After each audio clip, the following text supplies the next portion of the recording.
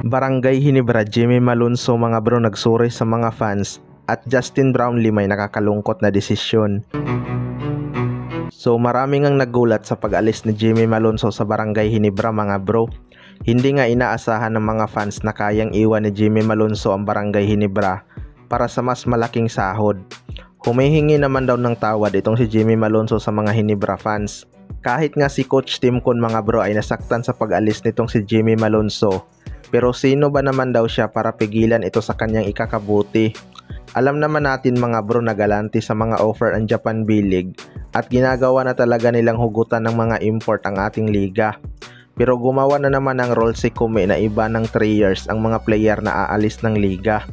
Maraming ang hindi sumang-ayon dito dahil parang naiinggit nga daw ang PBA na pinipili ng isang player ang Japan B-League. Bakit mo nga naman pipigilan ang mga player na gusto lang kumita ng malaki? 'Di ba?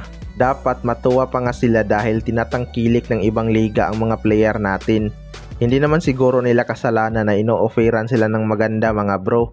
Kaya naman siguro tapatan ng SMC ang offer kay Jimmy Malonzo kung gugustuhin nila. May mga usap-usapan din kasi talaga na iniiwasan lang daw ni Jimmy Malonzo matrade sa ibang team. Kaya mas pinili na lang nito na mag-ibang bansa. Sayang din naman kasi mga bro kung hindi niya kakagatin ang offer doon tapos bigla siyang na-trade sa farm team, 'di ba?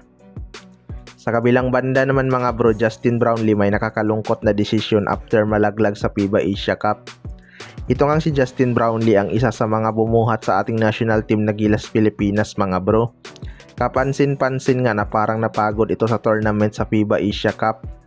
Ayon nga sa source mga bro ay baka hindi maglalaro si Justin Brownlee sa Governors Cup upang makapagpahinga dahil isang buwan lang mahigit after ng opening ng PBA. May laban na naman nga po ang Gilas Pilipinas. Well, para sa akin mga bro, nakakalungkot talaga to kung hindi maglalaro si Justin Brownlee dahil isa nga siya sa mga inaabangan ng mga Ginebra fans. Pero kilala naman natin itong si Justin Brownlee mga bro, kahit pagod yan basta healthy at walang injury, maglalaro at maglalaro pa rin yan. Gusto niya ngang makabawi kay Rondy Hollis Jefferson mga bro.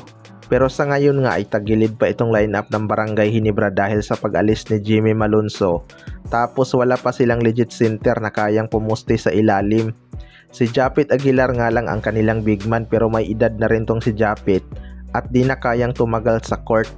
Kaya expected talaga mga bro na kukuha ng big man itong Barangay Ginebra sa off-season.